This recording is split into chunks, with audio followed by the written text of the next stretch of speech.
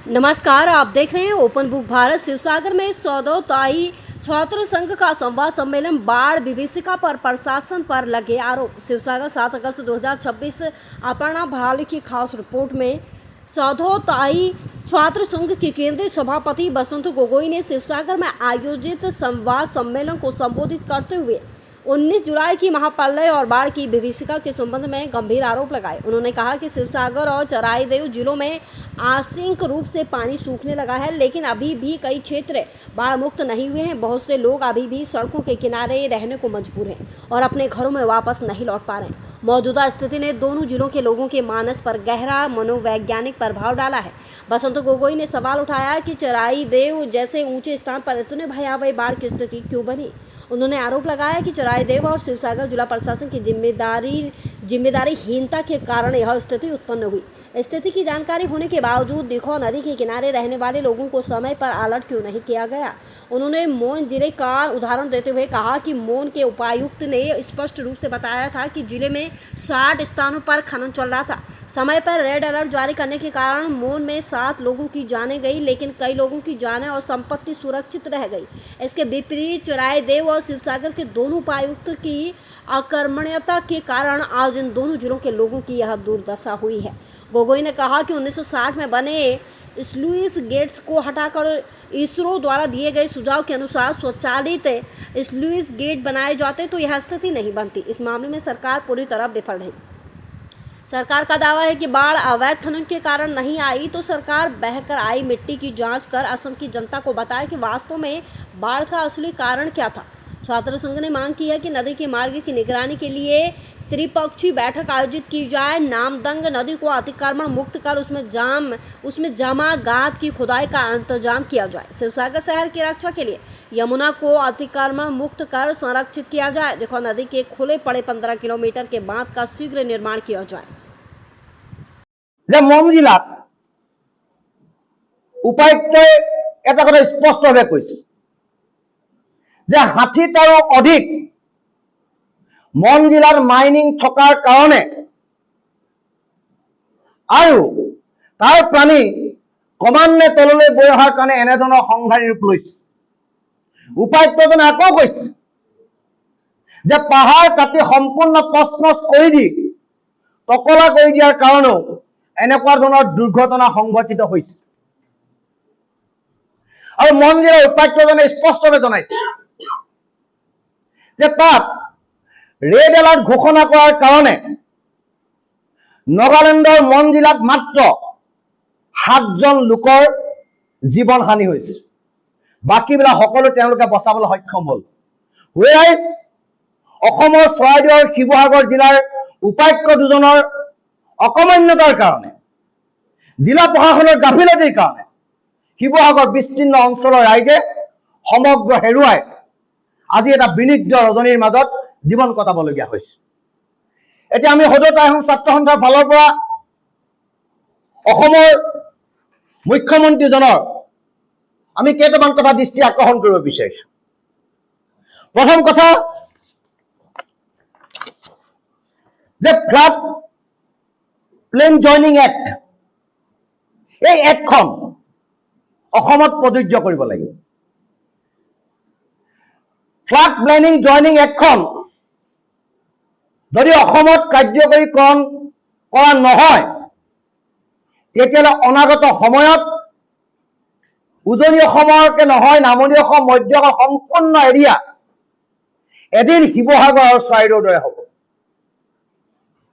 আৰু যদি এই ফ্লাড জইনিং এক্টখন যদি কাৰ্যকৰী কৰা হ'লহেঁতেন, তেতিয়াহ'লে দিখৌৰ বক্ষত এইদৰে মাইনিং কৰিবলৈ কাৰো সাহস নহ'ল হয়, শিল খনন কোনেও কৰিব নোৱাৰিলে হয়, আৰু দিখৌ নদীৰ কাষত ইমান ডাঙৰ ডাঙৰ আকাৰে কয়লা খননৰ কাম কৰিব নোৱাৰিলে হয়।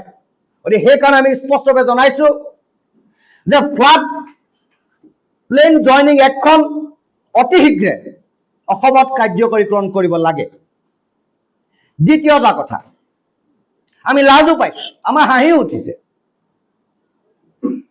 যে আজি শিৱসাগৰে বিস্তীৰ্ণ জনৰাশি কমাবৰ কাৰণে অসম চৰকাৰে আৰু শিৱসাগৰ জিলা প্ৰশাসনে ONGCৰ সহায় লৈ যিমানবিলাক স্লুইচ গেট আছে তাত পাম্পিঙৰ ব্যৱস্থা কৰিছে। তেওঁলোকে কৈছে যে অতিৰিক্ত জলৰাশি সিঁচিবৰ কাৰণে ONGC এই অত্যাধুনিক মেচিন তাত ব্যৱহাৰ কৰা হৈছে। এতিয়া অসম চৰকাৰে এতিয়া হাৰ পালে যে স্লুইচ গেটবিলাকত কাৰ্যক্ষম অত্যাধিক কৰিব লাগে আৰু কাৰ্যক্ষম কম হোৱাৰ কাৰণে তাত মেচিন ব্যৱহাৰ কৰা হৈছে। এতিয়া আমাৰ ওচৰত যি তথ্য আছে যে ইছৰোৱে 26টা বছৰ অধ্যয়ন কৰি অসম চৰকাৰৰ কিছুমান কথা তেখেতলোকে জনাইছিলে। বিশেষকৈ শিৱসাগৰ ক্ষেত্ৰত ইছৰোৱে এটা প্ৰতিবেদন দিছিলে। তাত কোৱা হৈছিলে যে শিৱসাগৰ জিলাৰ যি বান পৰিস্থিতি, সেই বান পৰিস্থিতিৰ কাৰণে যে নদী ব্ৰহ্মপুত্ৰৰ পানীভাগ পিছলৈ গুচি আহে আৰু তাৰ কাৰণে আমি কথাখিনি ৰাইজক জনালে ভাল হ'ব।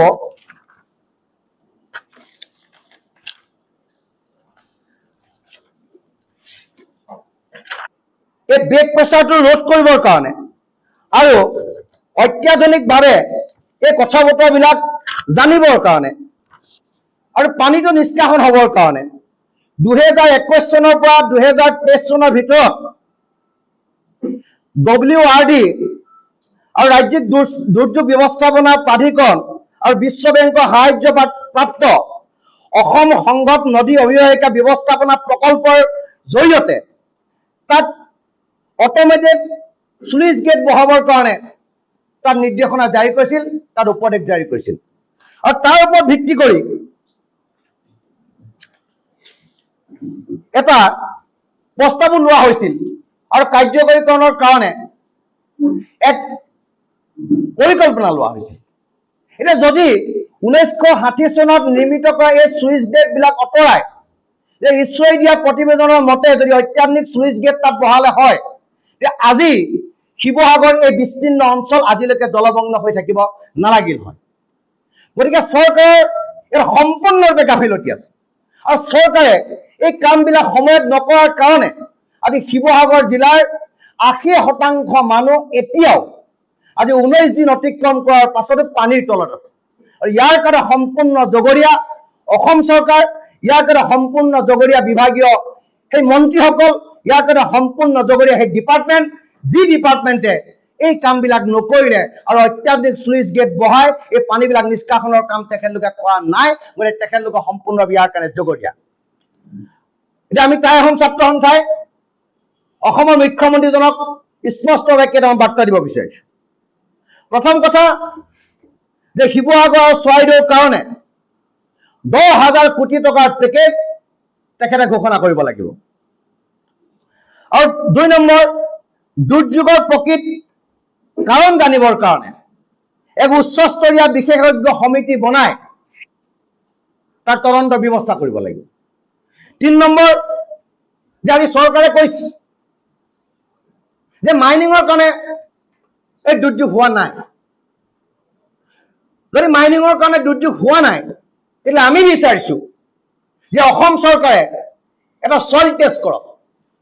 এই চইল টেষ্টৰ জৰিয়তে এই দুৰ্যোগত অহা সেই মাটি বালিবিলাক ক'ৰ, পাহাৰৰ নদীৰ কাষৰ মাটি নে কয়লাৰ সংমিশ্ৰিত মাটি নে শিল সংমিশ্ৰিত মাটি, তাৰ কাৰণে এটা চইল টেষ্ট কৰি অসমৰ ৰাইজক জনাই দিয়ক যে প্ৰকৃততে চৰকাৰে কোৱা কথাখিনি শুদ্ধ যে অসমৰ জনসাধাৰণ, অসমৰ বিভিন্ন মিডিয়া হাউচ, অসমৰ জনজীৱন, অসমৰ জাতীয় জীৱনৰ লগত জড়িত কোৱা মানুহে কোৱা কথাটো সত্য, এই কথাটো প্ৰতিপন্ন হ'ব। গতিকে আমি এটা চইল টেষ্টৰ কাৰণে অসম চৰকাৰৰ ওচৰত আমি দাবী উত্থাপন কৰিছো। আমাৰ 4 নম্বৰ কথা যে দিখৌ নদীৰ উন্মুক্ত হৈ থকা 15 কিলোমিটাৰ ৰাস্তা তেখেতলোকে নিৰ্মাণ কৰিব লাগিব আৰু দিখৌ মথাউৰি সম্পূৰ্ণৰূপে নিৰ্মাণ কৰি অত্যাধুনিক প্ৰযুক্তিৰে নিৰ্মাণ কৰি অনাগত সময়ৰ যি বানপানীৰ কাৰণে মানুহে ভয় খাব, সেই ভয়ৰ পৰা মুক্ত কৰিবৰ কাৰণে আমি দাবী উত্থাপন কৰিছোঁ। 5 নম্বৰ কথা যে দৰিকা, দিচাং, জাঁজি, মিটং নদীৰ বান্ধসমূহ ওখ কৰি নিৰ্মাণ কৰিব লাগিব। 6 নম্বৰ কথা যে নামদাং নদীখন বেদখল মুক্ত কৰি খননৰ ব্যৱস্থা কৰিব লাগিব। 7 নম্বৰ শিৱসাগৰ নগৰত বান নিয়ন্ত্ৰণৰ কাৰণে আৰু অনাগত সময়ত এই ধৰণৰ পৰিৱেশ আৰু পৰিস্থিতি উদ্ভৱ নহবৰ কাৰণে যমুনাখন বেদখল মুক্ত কৰি খননৰ ব্যৱস্থা অতি শীঘ্ৰে কৰিব লাগিব। 8 নম্বৰ যে নগাপাহাৰত চলি থকা অবৈধ কয়লা আৰু শিল খনন ৰোধ কৰা আৰু নদীৰ গতিপথ নিৰীক্ষণ কৰিবৰ কাৰণে নাগালেণ্ড চৰকাৰৰ সহযোগিতা বিচাৰি কেন্দ্ৰীয় চৰকাৰৰ লগত এক ত্ৰিপাক্ষিক আলোচনাৰ ব্যৱস্থা অসম চৰকাৰে কৰক। 9 নম্বৰ যে দিখৌ নদীৰ বক্ষ বিজ্ঞানসন্মতভাৱে খননৰ ব্যৱস্থা কৰক। আৰু 10 নম্বৰ ফ্লাড প্লেন জইনিং এক্ট অসমত অতি শীঘ্ৰে কাৰ্যকৰীকৰণ কৰক। আৰু এইকেইটা দাবী আমি অসমৰ মুখ্যমন্ত্ৰীজনলৈ আমি প্ৰেৰণ কৰিছোঁ। আমি চাম এই দাবীবিলাক যদি পূৰ্ণ নহয় আৰু শিৱসাগৰ ৰাইজে যি দুৰ্ভিক্ষ আৰু দুৰ্যোগপূৰ্ণ যি জীৱন কটাবলগীয়া হৈছে, তাৰ কাৰণে যদি অসম চৰকাৰ অনুতপ্ত নহয়, এইবিলাক যদি কাৰ্যকৰীকৰণ নকৰে, তেতিয়াহ'লে আমি অতি শীঘ্ৰে চৰাইদেউ আৰু শিৱসাগৰ বৰ্ণাঢ্য জনসাধাৰণক লৈ আমি বৃহৎ গণতান্ত্ৰিক আন্দোলনেৰে আমাৰ যি দাবী, আমাৰ যি ভূত ভৱিষ্যতৰ যি সপোন, উঠি অহা নৱপ্ৰজন্মৰ যি জীৱন জীৱিকা, সেইবিলাক ৰক্ষা কৰিবৰ কাৰণে আমি ৰাজপথ উত্তোলন কৰিম। এইটো কোনো পলিটিকেল কথা নহয়, এইটো কোনো ধৰণৰ আমাৰ ব্যক্তিগত কথা নহয়। শিৱসাগৰ ৰাইজ আৰু চৰাইদেউ ৰাইজে এই কথাটো মনত পুহি ৰাখিছে আৰু চৰকাৰৰ প্ৰতিটো কথাৰ ওপৰত দৃষ্টি নিক্ষেপ কৰি আছে। আৰু চৰকাৰে যদি সময় থাকোঁতেই কামবিলাক নকৰে, তেতিয়াহ'লে অসমৰ বিশেষকৈ উজনিৰ এই শিৱসাগৰ আৰু চৰাইদেউ জিলাৰ ৰাইজে কি কৰিব পাৰে, কি কৰিব নোৱাৰে, তাক সম্পূৰ্ণৰূপে অসম চৰকাৰক দেখাই দিব। আৰু তাৰ কাৰণে চৰকাৰ জগৰীয়া হ'ব, কেন্দ্ৰীয় চৰকাৰ জগৰীয়া হ'ব।